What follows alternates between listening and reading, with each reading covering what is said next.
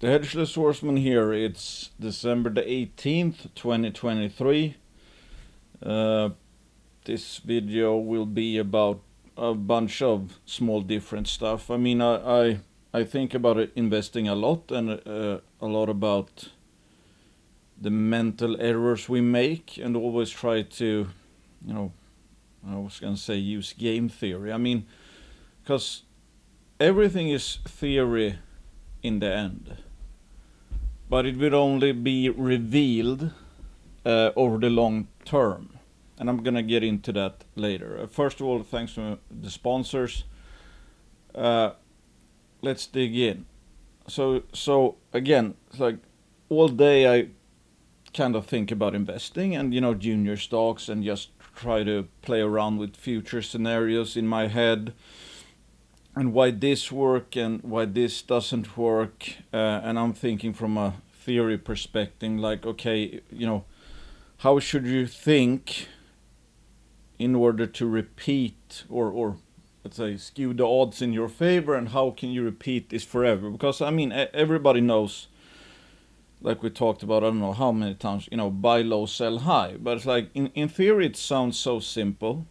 In reality, almost nobody really ends up doing it that way. And of course there must be reasons for it, and reasons are like, lack of patience. You cannot, if a if a bear goes on for 1 year, you might be able to stick it out 2 years, not likely 3 years like now.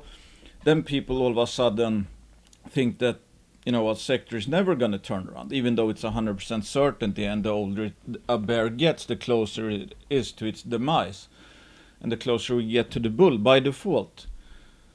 But it's like stuff like that people kinda, in essence, know what to do. In hindsight, it looks super easy. Just look at my the proxies I used. In hindsight, when we're up here, it's like, oh, I wish I bought down there. And it's like, when you look back at it, it looks super easy. It's like, yeah, of course it was so low, why didn't I buy? But at the time, it's completely the opposite. It feels, without the benefit of hindsight, knowing what happened, everybody starts to believe this will go on forever. So that's the funny part. And it's like, how do you keep yourself from doing that? That's the trick, really, in a cyclical sector, because a cyclical sector is cyclical.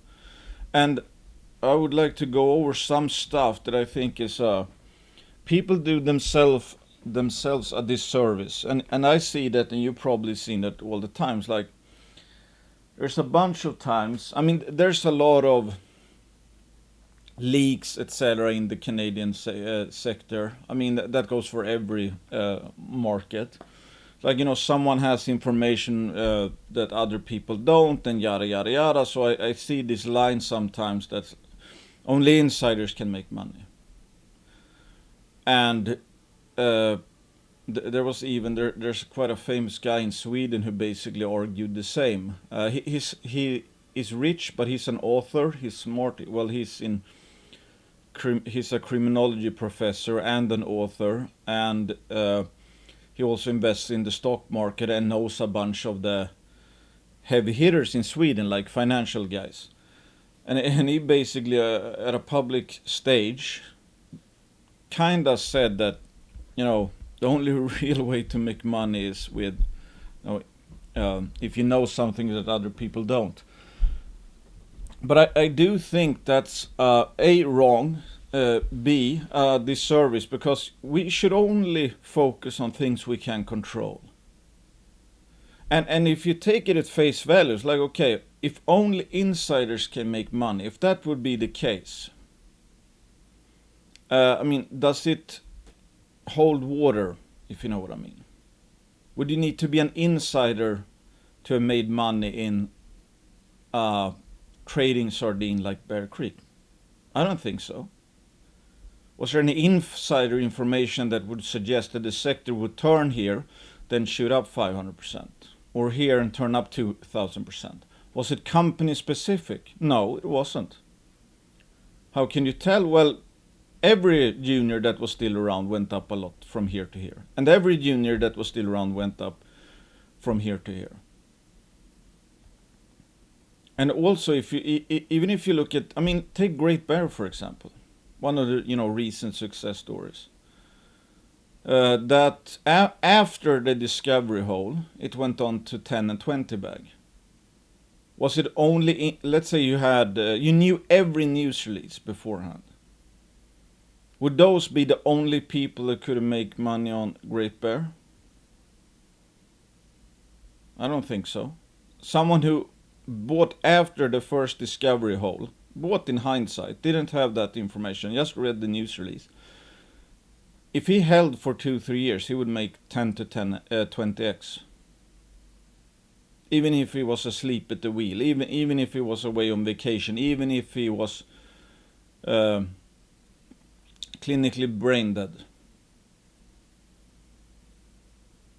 But people use that. I mean, that's what typically people do. That's cope.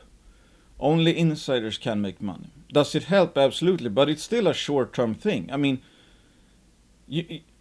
let's say you buy something because you have information. It's like in this sentiment, for example, even if it's positive, it's not a sure thing, it goes up. If it's negative, you bet your ass it will go down. So yeah, I mean, in the short term, yes, that can absolutely work. Absolutely. And being aware of, in this sentiment environment, being aware of negative news is obviously much more impactful than positive news, because you don't even know if it's going to go up. And hence why being a buyer in this sector, when you can see the positive news, if there's no reaction, you can actually steal value like you were an insider. So buying is exceptionally easy right now, because we don't even have to pay up, and you can kind of invest like being an insider. Opposite is kind of true in a bull market, where it's like, positive news gets much more of a reaction than negative news. I mean, in a frenzy, you can almost release crap results and it will still go up, because if there's a chance there's something there, if you know what I mean. If some company drills almost trace amounts of something, then somebody will like, oh, but there could be something there, which is true, but people will buy on that. But in this sector, it's like, nope, if they don't get something kind of first class or something, it will not attract any buying. So it's like, just keep, or if you just keep thinking like that's giving up. You've given up. You gave yourself a free pass to piss away money and don't do the work, because you stopped there. Oh, I give up. Okay, only insiders can make money. So it's like, why even bother? Yeah, okay, you gave up. You were too weak. Because, if you think about it, there are plenty of cases. You can ride the sentiment changes, nothing to do with insider knowledge. You can, let's say, buy an whatever, really, exploration story early on. And it's like, which are the hardest ones? It's like, I mean, when you have to have precision, let's say. I mean, let's say a mine is about to start production, or is scheduled to start production, and almost there's 30% upside to I was going to say the economic model or whatever. It's like, I don't know how to run a mine. There's a million things that can go wrong with a mine. And I don't even know what to look for, really. I mean, there's, grade control, there's what, I can't come up with a lot of stuff, but it's like, to take these, projects with a pipeline for growth, let's say. I mean, Snowline, for example. The idea was that, okay, given that the early holes were that good, we have the footprint and all of that. It's like, if you just do a fire and forget kind of thing. Okay, I get in after the first holes, which suggests that, given how good they were, it's like, okay, that's probably not a one-off. And it's like, recently Quinton talked about Snowline and said this is one of the most this is the most well-behaved system he's ever seen. That's like, you drill, there's gold all through it. Drill gold all through it. Not that it's patchy or anything like that. We could, of course, not know that, but that's the idea. It's like, some of these work out, some don't. If you get in cheap, early, I mean, the earlier you get in, the more risk it is, but the upside is higher. That's, you trade higher risk for higher upside, so you need fewer and fewer to actually work out to pay for the rest if you can hold on long enough. You didn't need to be an insider to do that. I've seen people comment. There was one person. I mean, there's a lot of people. It's like no ill intent or anything like that, but their biases shows through that. Uh, let's say a billionaire like Rob McEwen takes a position in a company, and some will point to his apparent failure, let's say, with McEwen Mining. I don't know if you should consider it a failure. And the thing is that in this crappy environment, given how little capital there is out there, how little buying power, I don't blame management teams. I mean, they could do the exact same job, produce the exact same results. If we were in a hot market, the stock might be trading 300% higher than where it is. You just don't know that. So it's like I don't try to judge uh, people too harshly, let's say, because if you know how sentiment works, you're aware that sometimes uh,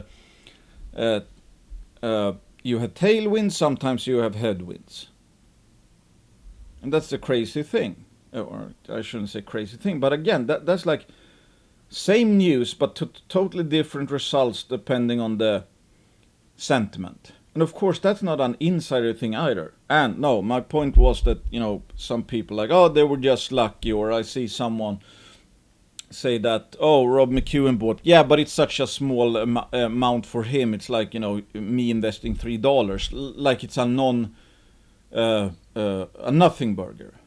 I mean, then I think you don't really, typically, I mean, if you think about that statement, it's like that's so little capital to him, so it doesn't mean anything. I mean, it still came from the same mind that, let's say, created $1 billion in wealth.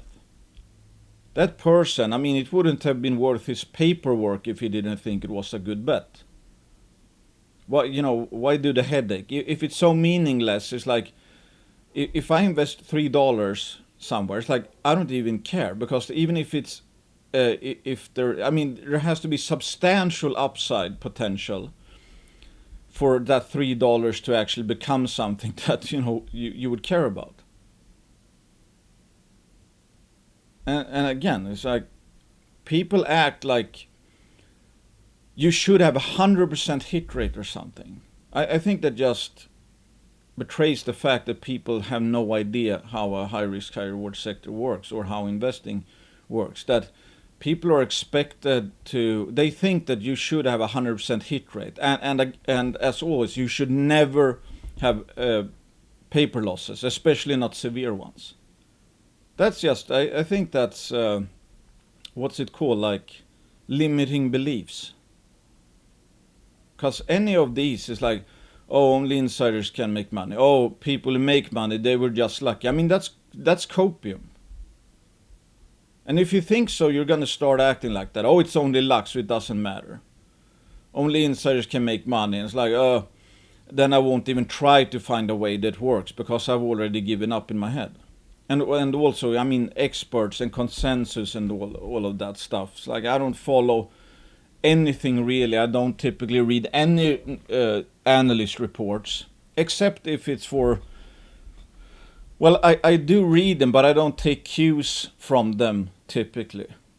Because it's bloody hard, I would say. It's a totally different thing to know what something is, well, believe what something is worth and actually making money.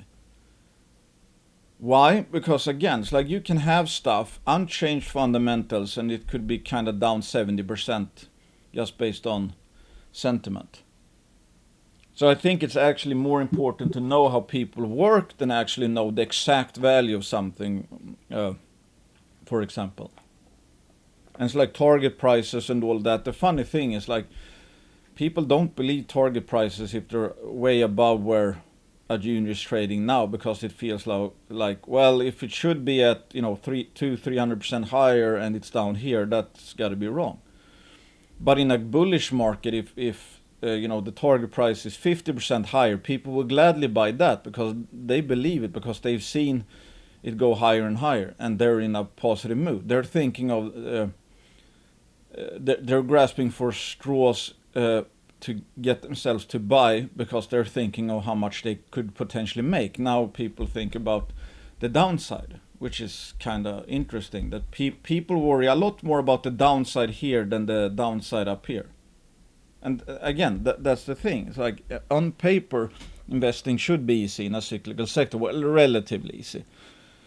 But in reality, we do so much stuff that is totally contradictory to buying low, selling high. And it's like 100 macro factors. Like, I don't pay attention to Fed. I mean, I have like two modes, I would say. Either something is cheap or it's not cheap. I want to buy the cheapest stuff there is. And if, for example, you're following, like, I don't know, rates, what you think the Fed is going to do, where the metal prices are going, where inflation is going, what the jobs number is, how on earth are you going to how are you going to have a coherent strategy? Imagine it's like, yeah, I know I should be buying high, but one of these 50 macro factors that I'm looking at today makes me bearish, so I'm not buying. I mean, how on earth are you going to expect to find a way to buy when the future expected returns are the highest if you need the macro factors to line up as well, if you know what I mean? It's like, oh, it should be blue sky, but the market's consensus should be absolute pitch black. That's not going to materialize by definition. If there's rays of hope, it's not going to be pricing in pitch black. That just adds noise. You want a strategy that's kind of clear cut, simple, that you can replicate. One buying condition: if something is cheap, you buy. If it's not cheap, you sell. I mean, that's as clear cut as it can. It's not, if it's cheap, you buy, and only if you believe the rates are going to go down 0.5% and the Fed looks like they're going to start easing, and you want the supply-demand imbalance to be whatever, and you want the gold price to be above the 100 MA. I mean, you're going to just be all over the place. And what we focus on any given day is going to lend more weight, obviously. You see, you go on to Twitter. It's like there's something macro has happened. You're going to be thinking about that. That's going to give you an impulse. If it's negative, you're going to get an impulse to sell. If it's positive, you get an impulse to buy. And depending where we are in the sentiment, there's just going to be a perfect storm. People are going to pile in. Now people are going to be depressed, or they're going to overweight the negative stuff, and here people will overweight the positive stuff. So you're increasingly more likely to buy if there's a ray of hope up here or some positive news comes out, and likely to sell if some negative news comes out here, because that's how people work.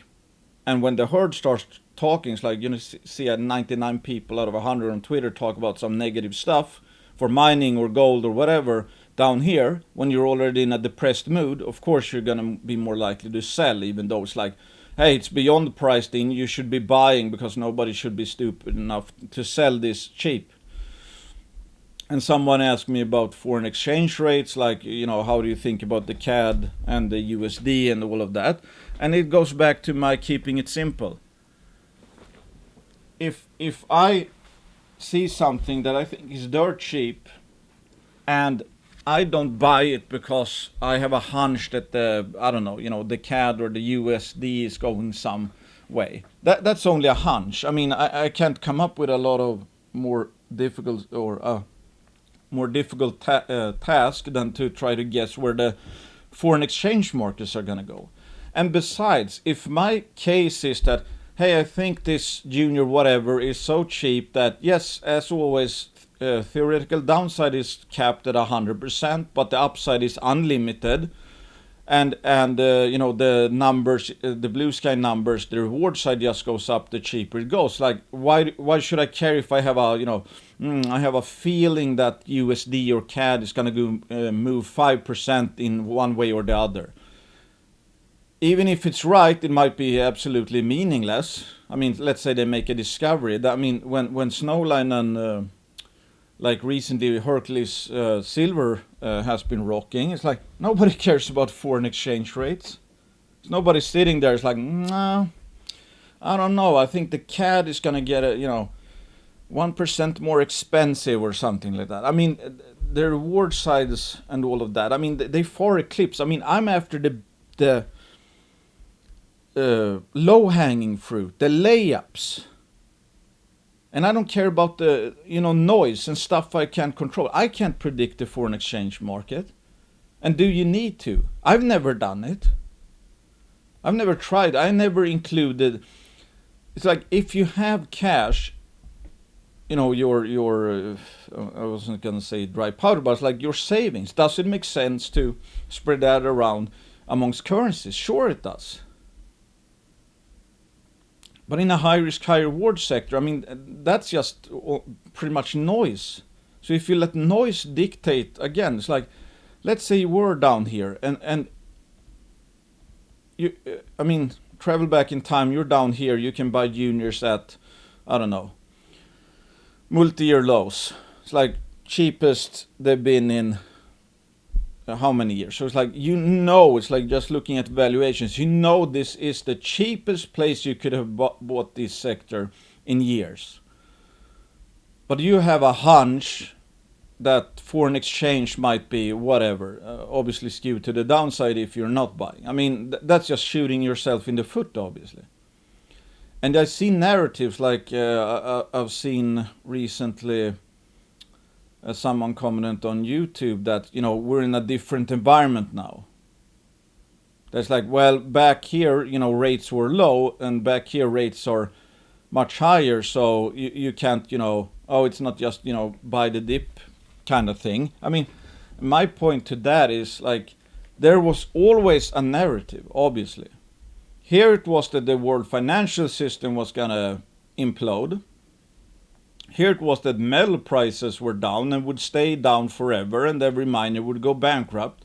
Here it's higher rates and that every miner will go bankrupt and financial crisis and all of that.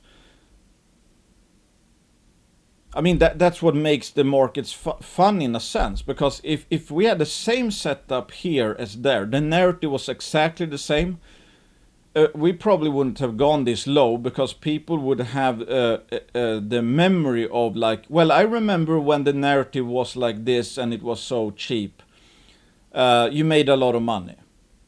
Then we wouldn't have crashed like that. There must always be a new narrative to make people think it's different this time. Otherwise, we would by default not get to those depressed levels because there would be more hope.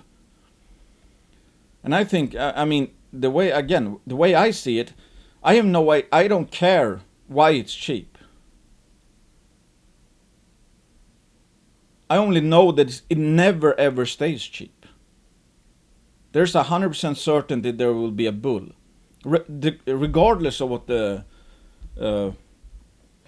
narrative is. Again, okay, it's high rates, high inflation. What does that do? Obviously cut off supply. And on that note, it's like here, BHP issues dire warning on nickel mines. I mean, again, the bear markers are the authors of the bull market, so it doesn't really matter what the narrative is, why it's cheap. Things change, that's how it is. If things are too sucky, supply is gonna dry up. If the financial system would have crashed down here, I mean, who knows? Maybe physical gold would be at, I don't know, So it doesn't really matter. And if we're in a big bull market, regardless of what the narrative is, I mean, that's going to bring on more supply. And sooner or later, the demand is going to be swamped.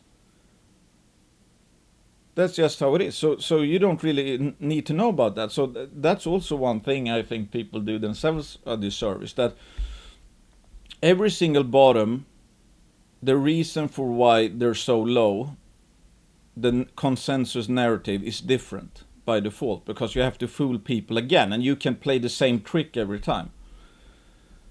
So people will, it's like, oh, this is unlike this, so this time it's actually okay to sell this cheap, and this time it's okay to sell this cheap because now it's cheap, but it's for, quote, different reasons than here and here. So we're always going to find excuses to sell low and buy high, because the narrative is never going to be exactly the same. But the ending result is going to be exactly the same, because it's a cyclical sector. The bull is going to die someday, and the bear is going to die someday. And when you think about it, I mean, we look at the markets like this, theoretical machine or whatever. But when you think about it, I mean, it's just people selling. If nobody sold their shares, if everyone who owned any of these mining shares agreed or decided today, I'm not willing to sell any of my shareholdings at a low price, the bull market would be over. Bear market would be over like that. There's nothing magical about this. This is just people selling or buying. That's it. Again, it's like I was gonna say heartbeat, but this is the sentiment thing. People just sell more than they're buying. That's what a bear market is, and a bull market is people buy more than they're selling. There's nothing magical about it. This is just, I mean, and again, at least 95%, I would say, in this sector doesn't make any money over the long term even. So I mean, why put any weight on if people are selling? It's like there's a 95% chance that the person selling shares or buying shares at any point in time is an investor who makes a lot more mistakes than not mistakes. That's why it's like traders and all of that, and a lot of more than traders perhaps repeat the mantra, the market is always right. I think it's better to assume that the market is always wrong, because the odds gets very skewed.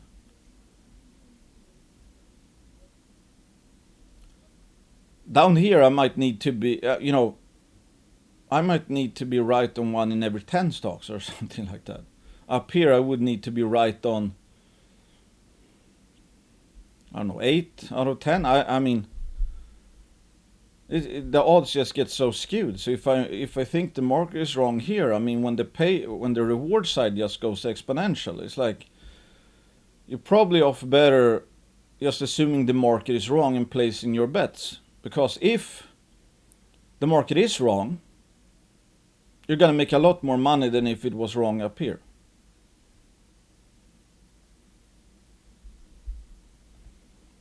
And it's like, just again, it's like, I think it's high time, and I'm trying to get away from the stigma of like people believing paper losses is such a, I mean, in any time frame is such a big deal, and that it says a lot. I mean, making money in a bull proves nothing.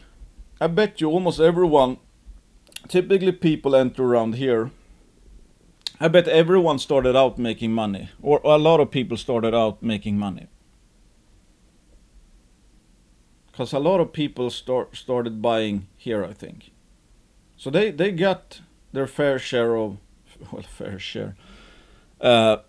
They got some gains to the upside. What does that prove? Nothing really. Anybody can make money. For a while there was 9,000 cryptos that went up. And during that period up until it peaked, and then, every single one got the raise, people were making money. So what does it prove that you can have paper make money over a week, a month, a year, 2 years? It doesn't prove much actually. Anybody can have that. A lot of people, up until the very peak up here, everybody that had bought before was in a profit. Proves nothing. So if it proved a lot, it would mean that 100% of people were actually financial gods, or that everybody that had bought down until here were absolute losers, because every single soul pretty much was sitting at a loss. No, it doesn't prove anything. It's just, okay, in bull markets we look smart, bear markets we look dumb. And obviously the ones who actually make any real money are the ones that buy in the bear markets and sell in the bull markets. And this, for example, is like on the topic of theory. So this is my PLO graph from pot limit Omaha poker. It's like, yeah, I can see the trend now. Obviously, it's like I have no idea. It's like maybe I played my best poker from this point to this in this entire chart. But my returns were negative for most of it until I was even. I don't know. And that's the thing, is like with luck or whatever. I mean, or the whole point of poker or anything, well, I think that goes for markets as well. We place our bets with best risk reward possible. It's like when you lose with aces, you're a big favorite. Were you unlucky?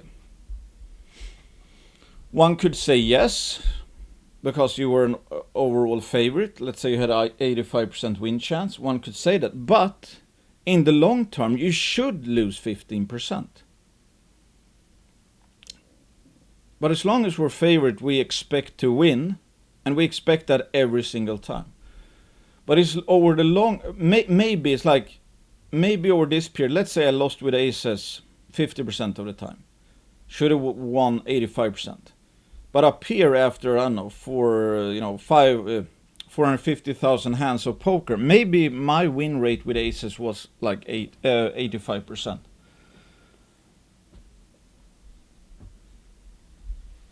And maybe I played bad here, but I had good variance, as we call it. I won more hands than I should.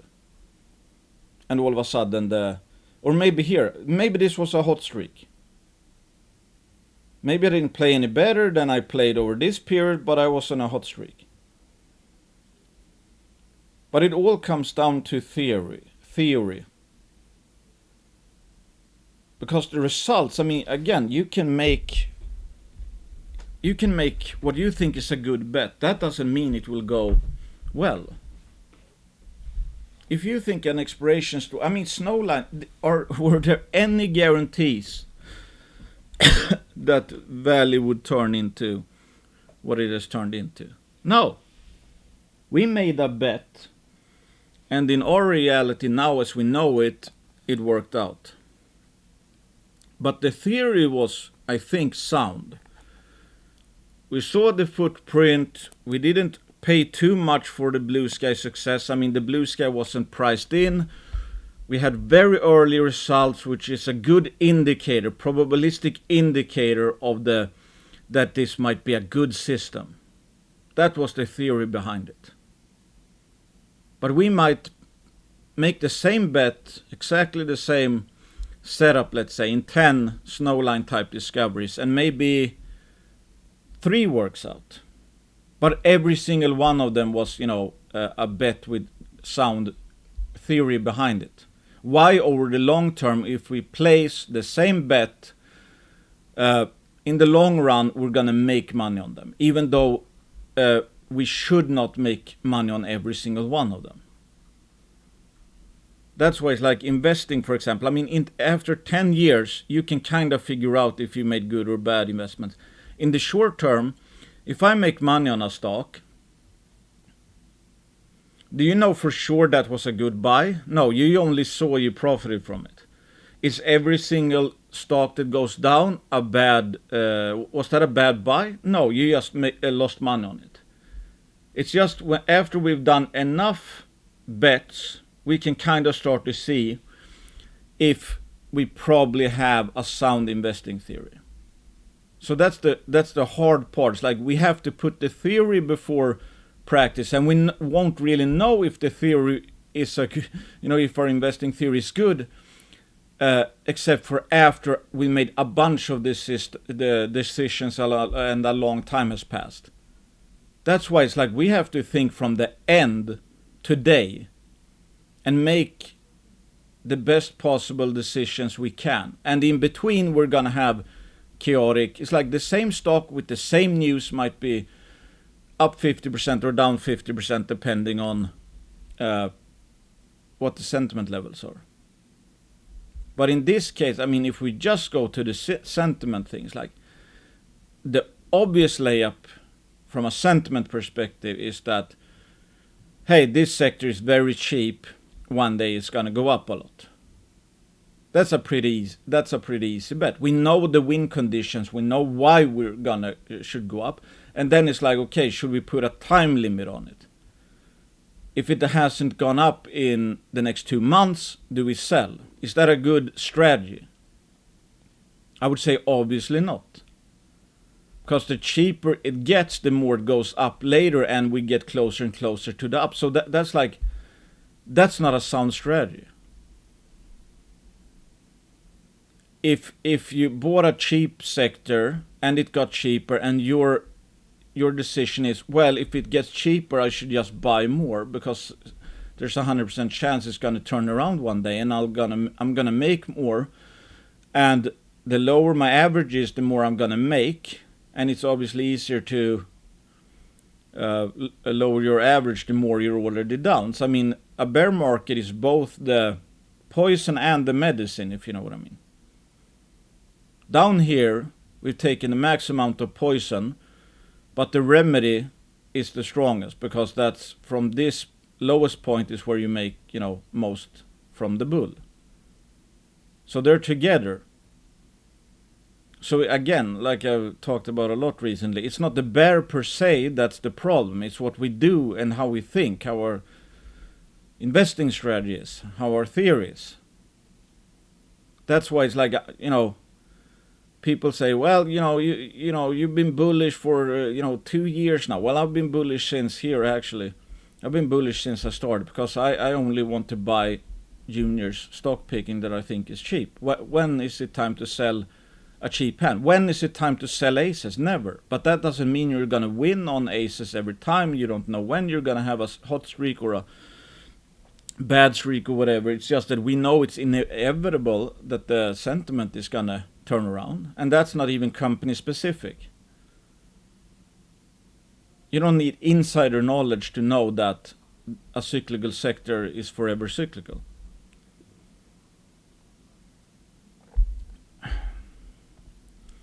So my point again is that we have to do leaps of faith. We have to think from the end, because people, I understand it. It feels like it's never going to turn around, and we get terrified. Like, what if this goes on for another year, and how are we going to feel if it goes from here to here? Well, not great, probably. But when you think about it even longer terms, like, well, what if that happens? And this is the bottom. In the end, will it be a problem if it goes like this instead of this, or instead of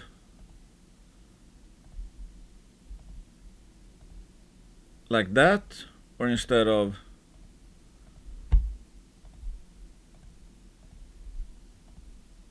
like that?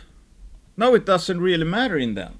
But this is the thing we fear. But the layup is that from these levels, somewhere around here, there's going to be a big move up someday. And people are like, well, why be in this sector? I don't even know it's a bull. And of course, that's what people do. It's like, if you're sure it's a bear, it's probably a good time to buy.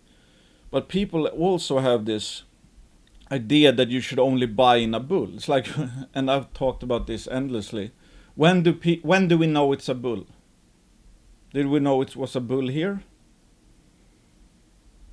Did we know it was a bull here? Well, if you thought it was a bull here, minus 50%. This looked like the start of a bull, minus I don't know how much. This looks like a start. It's like, you never know.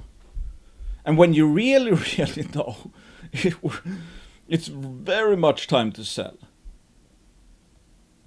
So that's one thing I think also people do themselves a disservice. Like they still believe, because everybody else says that, and almost nobody that I would think makes money as a value investor just keeps on repeating. It's like, you want a bull market. That bull market. Everybody's so obsessed about a bull market. The big money is not made in a bull market. The big money is made in a bear market. So if you have that idea, that's like, I gotta be in a bull market. Well, go and do that for 20 years and come back and see how it went, especially in a cyclical sector. That you only invest when you know it's a bull market. I think you're going to be erased.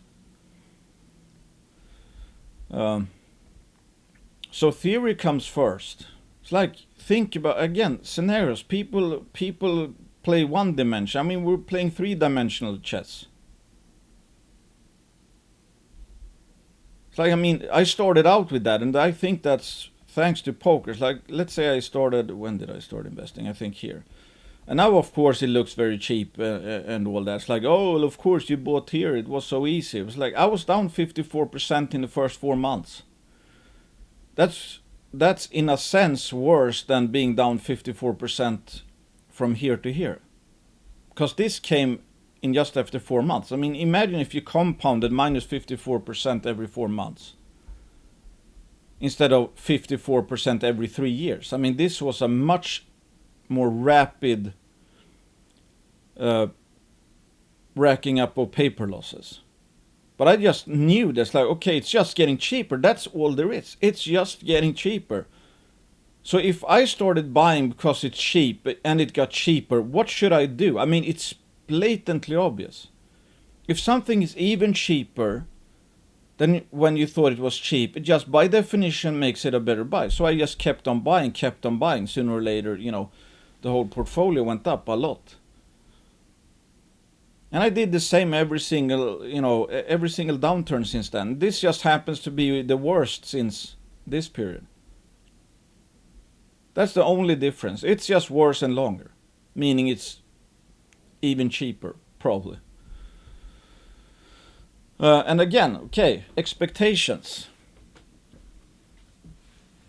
Because you see people bitch about some stock is up whatever, and then it go up 30%, then down 10%, then they're bummed about it. Let's say that happens over 2 weeks.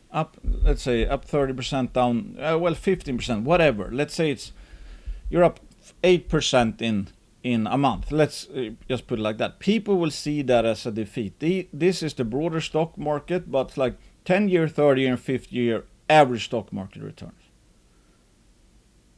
Nominal 14.8, 10 years. We've had good markets since 2011.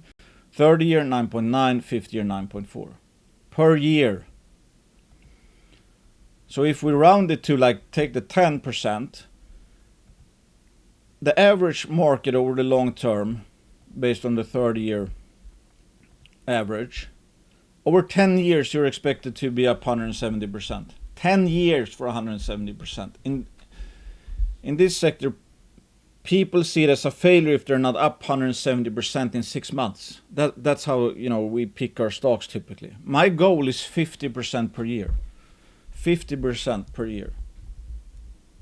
Okay, let's say if you do that 50% per year, 13,310%.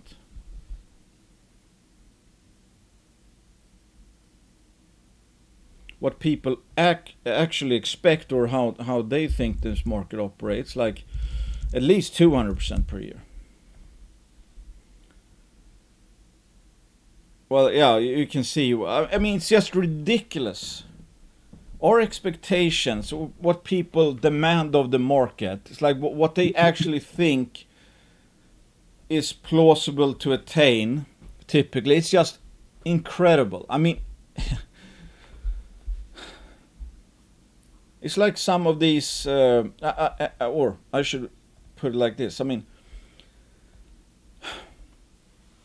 if you're down 50% over 3 years, okay? Over 3 years, and in the next 2 years, let's put it like 3-4 years you're down 50%. Sucks. 3-4 years of suckage. But you held out because it's going to turn one day. And you know that when it turns, it's not going to go up, a small amount. It's going to go up, hundreds of percent on average. The ones are still around. So let's say you have 3 years of sucking or 4 years of sucking, and then it stops sucking. And on the fifth year, it goes up 400%. And you've even averaged down all the way, so you're still only down 50%. So in 5 years, you go from -5 to minus 50%, and then from that it goes up, or let's say 400%. So 5x. You would beat this long, not this, but you would beat this handily, because this is like per year, and over 10 years that would be 170% gain. You would beat that. And the more you, I think, learn about stock picking, there are some that are going to go up way more than 400%. Over the long term, if you, I mean, that's why I keep saying, I mean, minus 50% in one of the worst bears. I mean, some people have seen in like 20 years. That's winning. Minus 50% is winning right now. I think. I think that's outperformance, especially in the junior sector. Junior sector, probably the median stock is down 70%, 80%. And the best way to obviously polish those numbers is to add more, because if you're down 70% on paper, and this continues for whatever, it's like 6 months, a year, and you can, although it will feel shitty, because it's like you feel like you're standing in a cold shower ripping up, $100 bills. If you lower that average, so you're only down 60% on paper, that could mean a lot for the next bull. If you're just down 50%, you only need 100% pop to be even Steven already. Here you had great Bear Creek, 200% pop, and that was not even the start of the bull.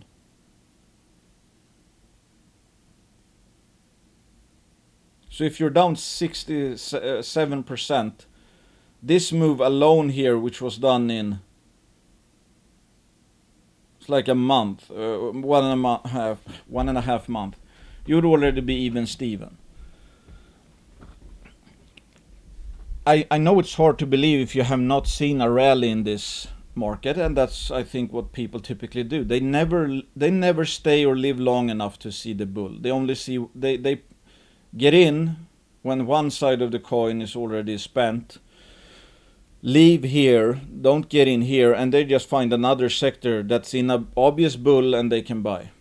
And on that note, I mean, think about this.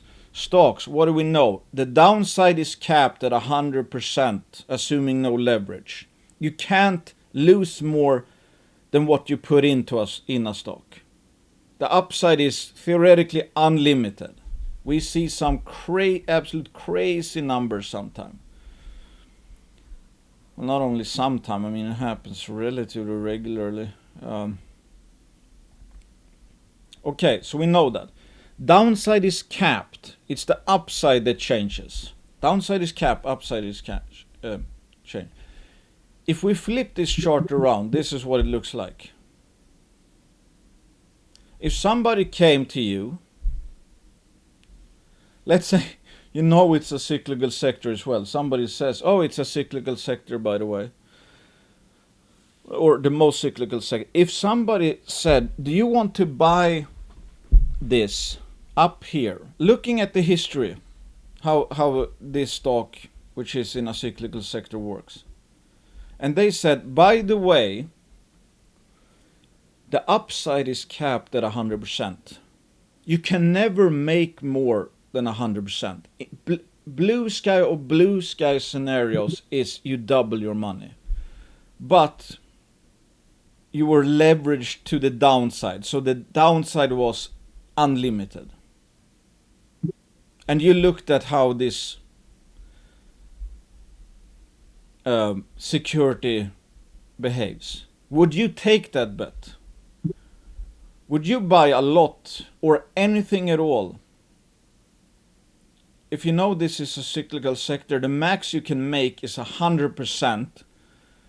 The downside is theoretically unlimited. And we can go back, it's like, oh, here it went vertical, crashed, vertical crashed. And every single time here, you knew the upside was capped. I mean, obviously this is flipped around, so it doesn't work like that, but it's like, Here it was capped at 100% upside. Here it was. It's like, who in the hell would buy up here? How is the risk reward not dog shit? Because okay, after every single rip, it crashes a lot, and also, regardless of where you buy, you cannot make more than 100%. So the reward side is 100% upside. The downside, which looks increasingly more likely because we've seen these moves. Oh Jesus, this was a big move. This was a big move. Okay, it's gonna top out. And when it tops out and turns, you have unlimited downside.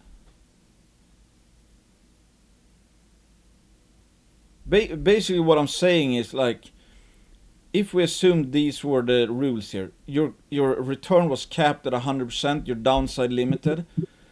If you're selling here, this sector here, again, I'm just using Bear Creek as a proxy. I don't own Bear Creek, but it's like, I think it's pretty fair estimate of just how shitty the sentiment is. If you're selling here, it means you would happily buy this, even with the addition of the upside being capped at 100% and the downside being limited. Those are kind of the opposite of each other. And that's why I keep saying, the people that sell here, by definition, they are the ones that are buying these sectors, or whatever that's in a bull like this. And it's so skewed right now because of how the sector works, because downside is capped and the upside is unlimited. That's why, again, I keep talking about this, the risk reward goes absolutely exponential the cheaper it gets. The downside, theoretical downside, is always capped at 100%. It's the upside that's, and probability of upside that just shoots through the roof. I would feel, that's why, or it's because I'm a value investor and I'm only good at buying cheap, really. I would not want to buy this. Because it's not a high growth stock, it's capped at 100% upside. This can never become a 2-bagger even. It can never become a 10 or 20-bagger. Would you buy a stock that can't grow for more than 100% max? Buying it here, and it's a cyclical sector, and the downside is unlimited? Absolutely not. Oh yeah, I talked about this. Pretty simple stuff, but there's like, the funny thing is, if you want to sound smart, whatever, there's a bunch of smart macro guys out there that follow I don't know how much stuff, but I don't think almost anyone actually makes any money. And there's a bunch of macro newsletters, there's a bunch of TA newsletters and paid services, etc. It's like, again, Occam's razor. If you need to sell, in my opinion, it's gonna sound shitty, but if you're selling newsletter after 20, 30 years, what does that say about your decision making?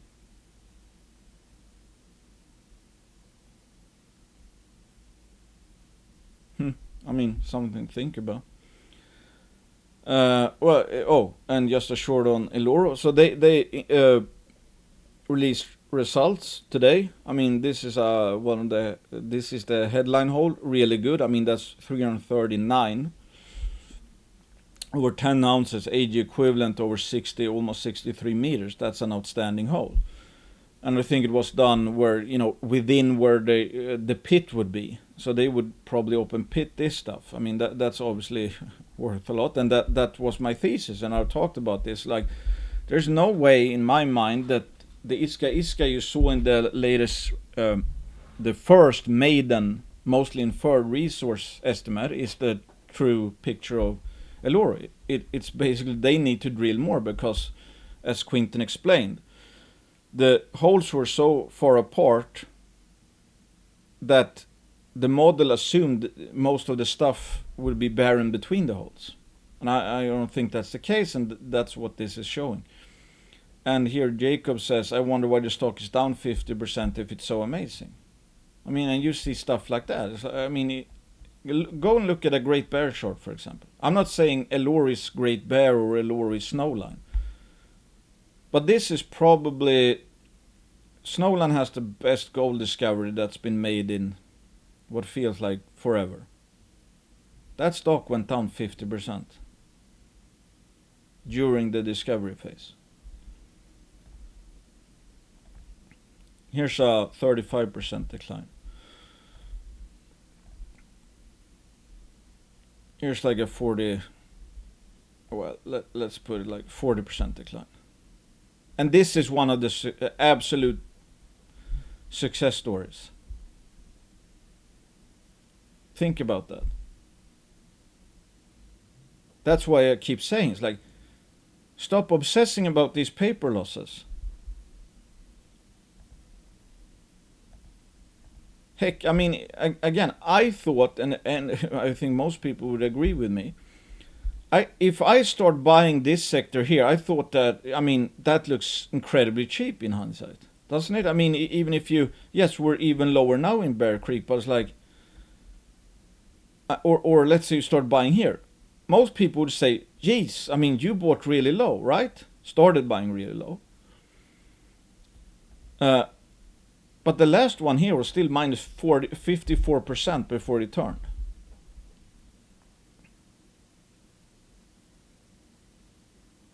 So if it's like, where do I have that one?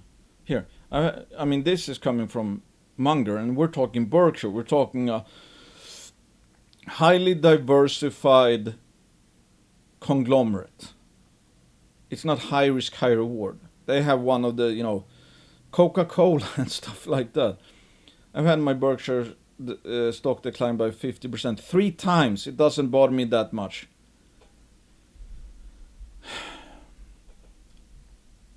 I mean, compared to junior miners, this is like, Berkshire would be like Fort Knox. That would be like Barrick Gold and steroids. And still Berkshire went down 50%. At least 3 times. I mean, over a long period, but it's like there's orders of magnitude in risk difference between the junior sector and Berkshire, and still that went down 50%. I mean, that makes Snowline going down 50% on nothing burger even. So my point about this is that this is someone who believes the market's bullshit, if you know what I mean. You should almost expect, if you're ever gonna try to buy cheap, you're probably gonna be down 50% a lot. I would say the problems start to rise if you're down 80%, 70% or more. And obviously the best thing, if you're down 80% here, what's the best thing? What's the best possible thing you could have done if you were down 80% here? It is not selling, it's not holding, it's buying even more. Because a bit of extra dry powder that's going up 663% until the next top, that can plug a lot of holes. Let's say you're down, you have 2K, you start off with 10K, down to 2K. You add 1K. You would be in the plus. 3K going up 663%. Yes, your initial start was shit. You went all in here with $10,000. Years of suckage, but you were able to invest 10%. Add $1,000. All of a sudden up here, you're in the green. I mean, it took 5 years, but still. I mean, you would beat the overall market. Even if you went all in here and just added $1,000 here up until this place. And then, of course, the thing is to start breaking the cycle. You shouldn't, if let's say you 10K turns to 25K here or whatever, or 20K, it's like you shouldn't add 20K extra here and repeat the same mistake. You have to break the cycle, but that's why I keep saying, it's like, paper losses are entirely fine. It's not the bears that kill you. It's what people do in the bears.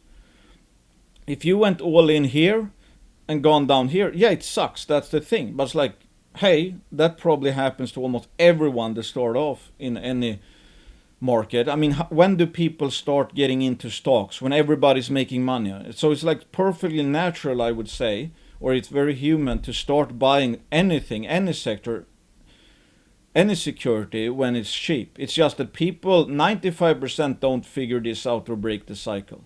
Buy high, sell low. Buy the next sector high, sell low. Buy the next sector high. Instead of realizing that, oh crap, I mean the poison, which is the bear market, is also the remedy. Because there's 100% chance we're going to have a bull market. So the curse is also the greatest gift. But only if you do the right decision. If you sell here, you took the poison pill. Bye-bye. You're probably never going to go back to stocks or mining especially. If you realized, oh, right, I've only seen half the picture. The worse it's been, the better it's going to be sometime in the future. Okay, how do I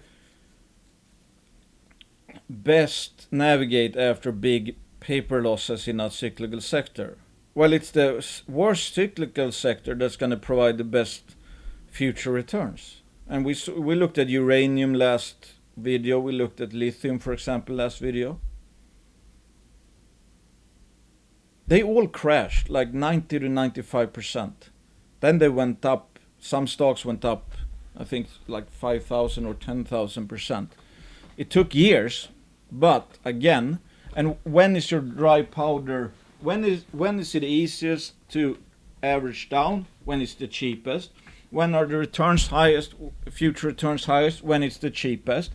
Do you know when the exact bottom is? Obviously not. You just know it's getting cheaper, so the buying is getting better, and the closer we get to the next bull, and the higher returns I will get on my dry powder, which will plug more and more holes, the cheaper I buy. Simple. Just keep doing that. Unlike 95+% of people, and I don't see how you're gonna end up losing money over the long term. Losing money here, nothing, no big deal about it at all. Making money here, no big deal. Trick is to buy on the way down so you can profit for the next bull. But that's what people never ever do. They never ever do that. People actually go on and buy this even though the upside is capped at 100%, downside limited. It's just absolutely crazy. That's the worst bet I've ever heard. I mean, imagine, it's like playing a, I mean, given that we know, I mean, we know it's a cyclical sector, we know it's going to roll over one of these days. It's like playing poker with a crap hand. Let's say it's like you have 2-7 offsuit up here, and you think it's a good idea. Let's say you go all in. I'm not saying necessarily all in with all your money, but it's like you go all in, and the proposition is if you lose with 2-7 offsuit, which is increasingly likely because it's gone up so much already, so it's much closer to the crash phase, you're gonna lose an unlimited amount of money, let's say. I mean, well, it's open-ended. And if you win with your crap hand, which has a low chance of happening, you're only gonna make 100%. No poker player on earth would take that bet. But that's what that's the bets people are taking when they can't figure out you're supposed to, I mean, this is a buy zone. That's what Peter Lynch said. It's like poker is the closest thing to investing you can come. If you factor in the reward side of the risk reward, and you know that, well, I mean, Junior X can only go down 100%, but it can go up, I don't know, a lot. And you know this sector, just look at the 100-year mining index or whatever. It's like there's no time in the history of the world has a bear not died. There's 100% chance we're gonna have a bull. And the bull is gonna reward more and more, the deeper the bear. Here I saw this on Twitter earlier today. It's like, just to point out, I think this is a good example of like why we should not take things personally, and that bets and the results doesn't necessarily sell a lot. I mean, let's say they release this hole. Okay, you're watching here. It's like, okay. I mean, 1 meter, not that much. Okay, then they release like 1 meter, still not that much. All of a sudden, it's like, boom, 31 meters, 5.6 grams per ton. Looks like it's blowing out, okay? And then they drill deeper. Makes sense. I mean, it's been getting, from here to here, it got a lot better. Might be a blowout. They drill deep holes and they only hit this kind of stuff. People who bought after this hole are gonna look stupid. People might call them stupid, ridicule, whatever. Could you possibly have known for sure that this was, and we don't even know, I mean, who knows how this system actually works, but it's like, you don't know, there's so much stuff we don't know. But if you paid, I don't know what the market cap is for this company, let's just assume this is or let's put it like this, in what you get this exact case offered to you. One time you get it offered to you in 2016, 17, high sentiment environment. After this hole, the market cap of that company is 100 million. In the other scenario, we're at a bear market extreme, like now. I'm not saying the bottom, because extreme can get extremer, but we're at extremes. After this hole is released, the company is still worth only 15 million. Can you see the risk-reward difference there?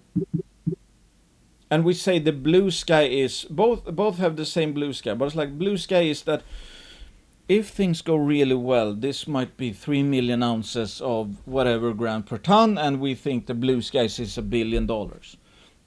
In the first case, in a hot sentiment, the blue sky is a 10-bagger. From 100 million to $1 billion. That's the blue sky. And we're not counting dilution or anything like that. But again, the downside is capped. 100 million can go to zero. Upside is from 100 million to 1 billion. In a bear market sentiment, exact same system, exact same company, but you could buy it at 15 million after this hole.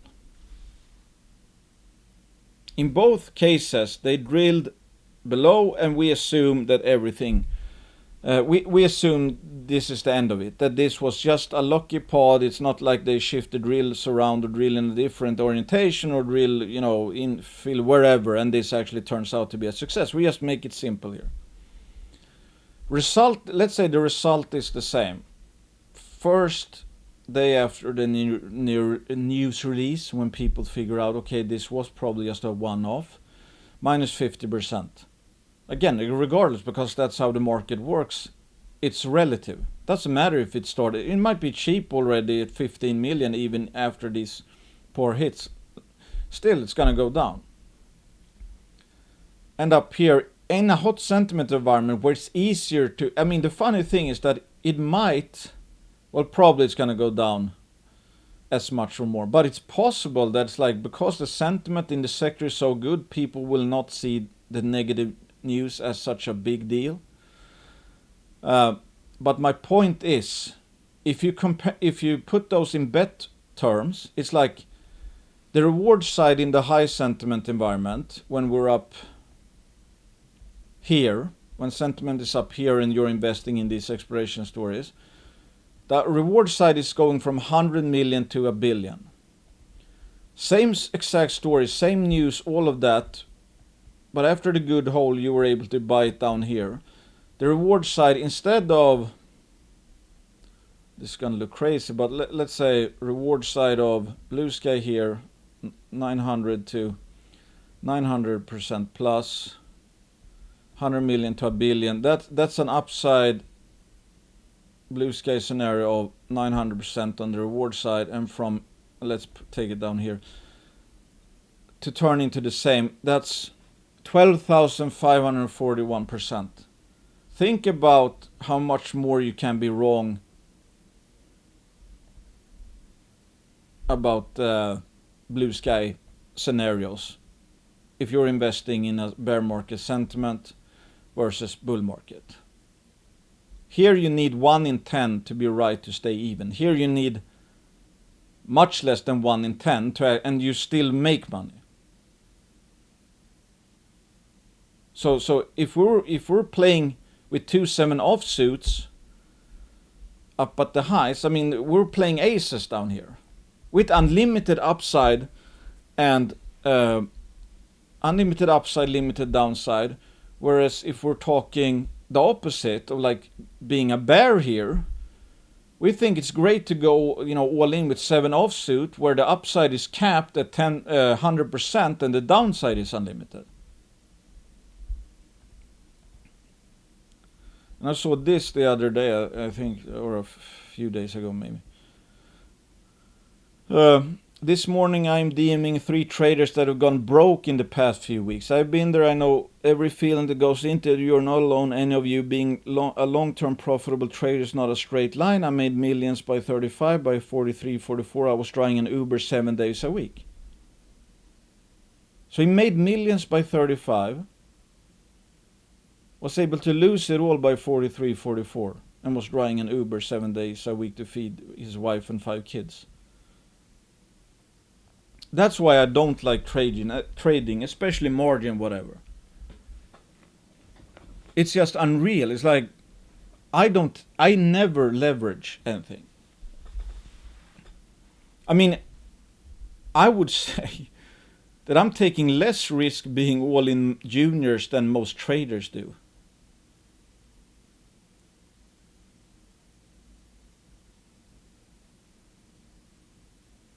I just don't get it. It's like, why, or especially it's like, why on earth would I need leverage? Imagine I would start to try to guess where the USD is going or gold, and it's like put on a bunch of margins when I had opportunity sets like this. This is a friggin' layup hand with almost leverage type upside scenarios. And the downside is mostly, depending on which companies you pick, more of a question of, it can go lower, but it won't even be permanent. It's like the worst case here, on average, if you have a decently diversified portfolio, it's like, worst case is probably like, 50% paper losses for a while. But that's paper loss, meaning, it goes like something like that before it goes up. But it's like leverage and margin and all that stuff, you can obviously tear down an entire life's work, obviously. It's just absolutely crazy. Start off from scratch. From a compounder perspective, you just melted your big snowball and you need to start off. And how are you going to start off? It's like, obviously, he probably started to put on some big leverage. Downside risk management, especially when the bet gets this obvious. Now is not the time, and I talked about this before, to be like, I'm going. I personally think I have too much in some early discovery stories. That's the thing. It's like, I kind of know it. It's like I'm greedy, because if they pay off, and I know enough that's like, now is the time to buy, de-risked beta plays. Because if they pay off, and I think I talked about this recently, if they pay off and I get 30% more dry powder from them going up, and I can reinvest them later on into beta stocks that I think has, on average, a high chance of going up 300% or something. The compounding implications are incredible, but actually from a much more less greedy, more long-term compounding ideal, or ideal long-term compounding perspective, you should probably stick to mostly cashed up beta plays right now, or companies with skin in the game, and not take too much if risk, meaning there is a chance this company might not have a case because they might drill and miss or whatever. But the companies that already have a deposit, they don't need to do anything more. They already have something worth something that's going to go up, because they can't undrill what they've already drilled, and they're already way too cheap. Those are the lowest hanging fruit. That's probably what I think people. But then you have to have the patience, because they might not.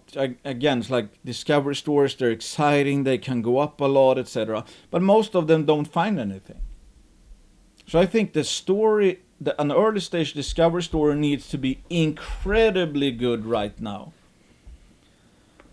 A pre-discovery story needs to be obscene. The only one I really think like that, the only one,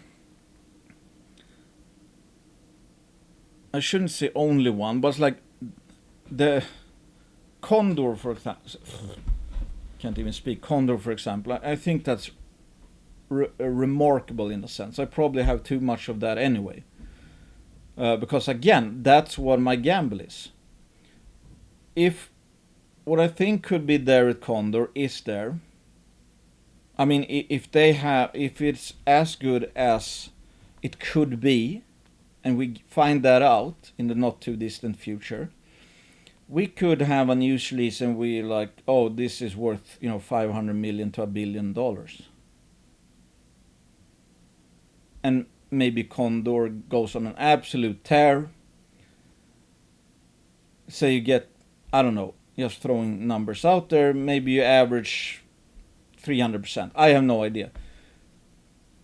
300% from that, and then you possibly, because it's like, let's be real here, it's like, even if you think it's, oh, this is a $1 billion deposit, it's like, there's no way I don't have the mental fortitude to ride my position, 10 to 20x without selling. There's just no way. My portfolio would be like 95% Condor at that point. There's just no way.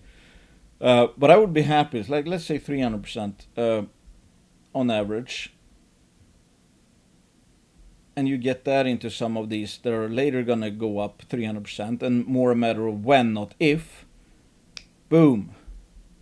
From a compounder perspective, huge. If we go into a real bull, 300% is going to be a piece of cake. Might go much more than that. Anyway, that's what I don't like. I don't get it. It's like, you see me on Twitter. I meme most of the time. I do rants like this most of the time. And I sleep pretty good. And I'm still all in. It's like, I'm quite far from, blowing myself up, if you know what I mean. Needing to drive an Uber. And that's even including if I had no sponsors. Is it theoretically possible? Anything is possible, but that's the thing. It's like, is it? It's like, if you start to think about the downside here, it's like, yeah, is it possible it goes lower and goes lower for a long time? It's possible, but it's like, it's also possible that the bottom should be in any given day here. So we can't just use an extreme. It's like, well, I better buy here because it can always go higher. I better sell here because it can always go lower. Anyway, this is the last one. We are always looking for very intense consent. I don't have any sound. One sec.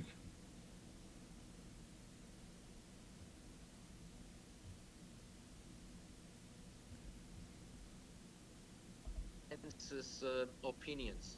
And the consensus right now, based on the Global Fund Manager Survey from Bank of America, which is a good tool to use to get the opinion and positioning of the fund managers around the world, is soft landing. Soft landing is very high, and it has risen over the last 6 months. Very briefly, in October, when the market declined, there was an increase for the hard landing scenario, but we are all back on soft landing. That's a very pronounced consensus. Okay, short and sweet. I mean, what I think is interesting about this, I mean, his outlook is, or I mean, his basic setting is that okay, you should the good bets are where you take the bet opposite of the market's consensus. What's the market's consensus for the junior sector? This is the expectations people have about the mining sector. This is the most one-sided sentiment we've seen perhaps in 20 years. So the big opportunity is betting against it, obviously. Okay, and the funny thing is what he said here is like, yeah, there was a dip after the market decline. Okay, so market declines, all of a sudden soft landing scenario decreases and people believe more about hard landing. And that's the thing about markets. Now, for example, people are very bearish about the mining space. But the thing is, the price crash has already happened. That's why it's like, you can't make this up. And that's why it's like, I mean, most active funds don't do really anything. I mean, most fund managers can't really make any money. So it's like, why? Or why? Why don't you like consensus? Like, now when everything bad is priced in, sentiment is poor. But if people thought about, okay, well, now, I mean, it's just basically the upside that's left soon. So I should be very bullish about this sector because it can't get much cheaper. But that's not how it works. So when we had the market decline, sentiment goes down, and that makes people want to sell more, even though it's already priced in parts of it. That's why it's decline. Let's see if we can find, I don't know exactly, which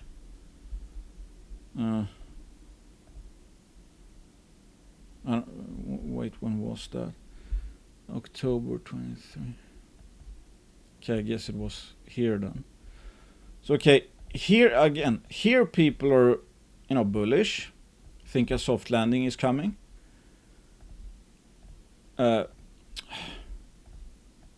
Here people are bullish, okay, want to buy, sure.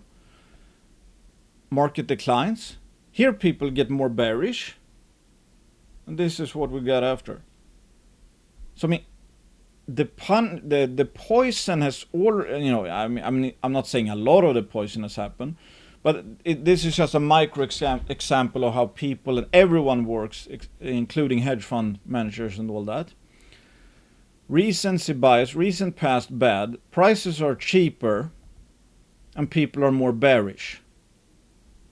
Up here, when the fall, I mean there's, it's higher up, it's pricier. Here people are more bearish. Now people are,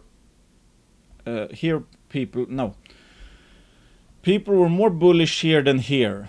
And I guess we're back to people being bullish again. I mean, now this is the market in a nutshell. And that's directly applicable to the junior sector. Here people are bearish. Here they are bullish. You can't make this up. I mean, let's look at where is it? Here people are bullish in this case. This is the flipped version of Bear Creek. Here people are bullish. Here people are bearish. Here people are very bearish. Should they be bullish? Yeah, I mean, it's a cyclical sector. It's already crashed. The big opportunity is to the upside. You should be bullish by default. Down here, you should be bullish by default because the upside is just going absolutely whammers. But that's not how people work, not even fund managers. After the crash, people fear the crash. After the rally, people don't fear a crash. I mean, it's just ridiculous. It's like I have no idea what makes us so stupid when it comes to markets.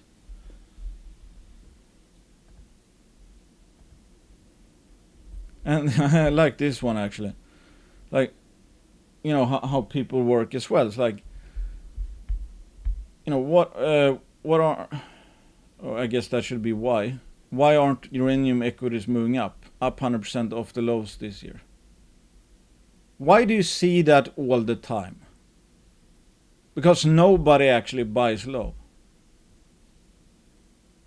Or they started buying high, or let's say they started buying high, didn't buy anything on the way down. So then they're only back to, I mean, if they're down 50%, it goes back up 100%, they're still pissed about it.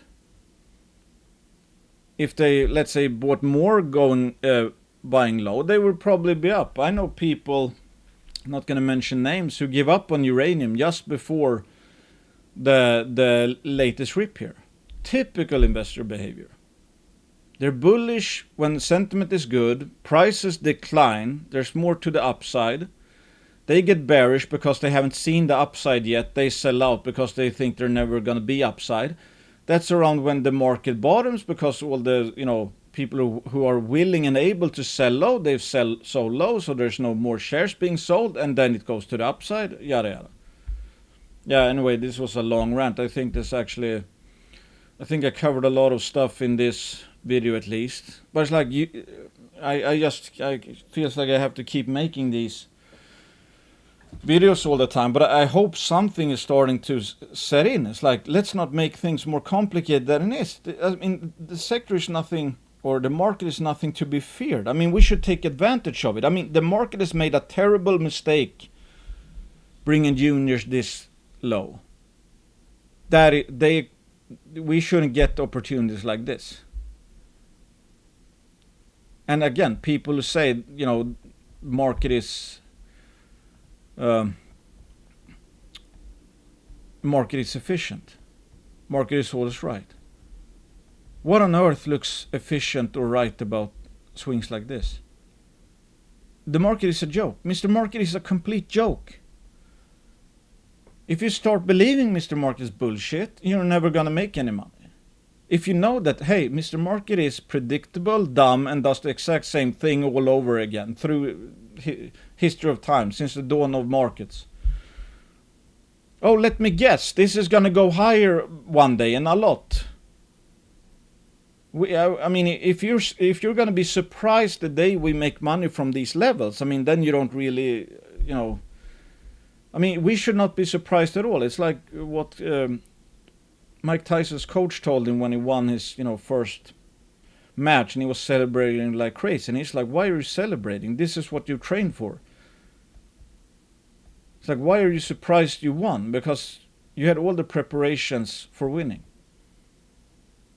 Should we be surprised? I mean, that's what I'm trying to. I'm trying to get you into a peaceful state where it's like, you already know how this move is gonna play out. We've seen it before. There's 100% chance we're gonna have a big bull one day. There is nothing surprising about that at all. If we know that, if we know this is a cyclical sector, if we know it always goes from bearish to bullish to bearish to bullish, like Pierre Lassonde calls it, the gold sector, the easiest sector in the world, because it always crashes, always rallies, always crashes, always rallies, always crashes, always rallies. Is there any confusion if this market has crashed or rallied here? And we pull up the one-page book. What happens? Okay, after a crash we get a bull. After a bull we get a crash. The more people are convinced it's a bear, the closer we are to the next bull, and the more of the bull is left. When when people are certainly convinced it's probably a bull again, this is what's left. Here, when people are convinced we're in a bull market, this is only what's left. The more people are convinced it's a bear market sentiment increasing, more and more of the bull is left ahead. That's it. This is not investing advice. Consider me biased. If I talked about any stocks, I don't own Bear Creek Mining. I just use it as a proxy. If I talked about any sponsored companies, consider me double biased. And you don't need to do. You should only do what feels right for you. I'm just, as always, sharing my 2 cents, how I look at the mining sector, and what I think are the most important things. And I think this, I mean, if all the due diligence in the world, I think, is not really going to save you unless you, if you understand the basics of this sector or markets overall, I mean, you could apply this to any sector out there. I mean, like we, just saw. More bullish here, more bearish here, more bullish here, more bearish here. And just the concepts of risk reward. Like, okay, why this is a bad place to take a bullish bet if the downside is limited, downside is unlimited, upside is limited 100%, and you know it's a cyclical sector, and you've seen this move already. I mean, that's like, getting in here is like 100% upside and, theoretically downside limited. It's just a dog shit bet. No poker play would ever take that bet. But the opposite, which are at, that's the best bet I've seen in 20 years. And if the lower it goes, you're not going to hear me say, oh, I guess I was wrong. Nope, it just means the bet is becoming increasingly better. That's why I bought more when I started out, the lower it went, because I had the grasp of the obvious. If cheap gets cheaper, it's a bigger buy. That's it. Cheap getting cheaper does not mean you made a mistake. If I believed that, I would have bought here, sat through my minus 54%, left like a dumbass, thinking, oh, just because I have big paper losses means I made a mistake and I shouldn't be buying this. No, I bought more and the rest is history.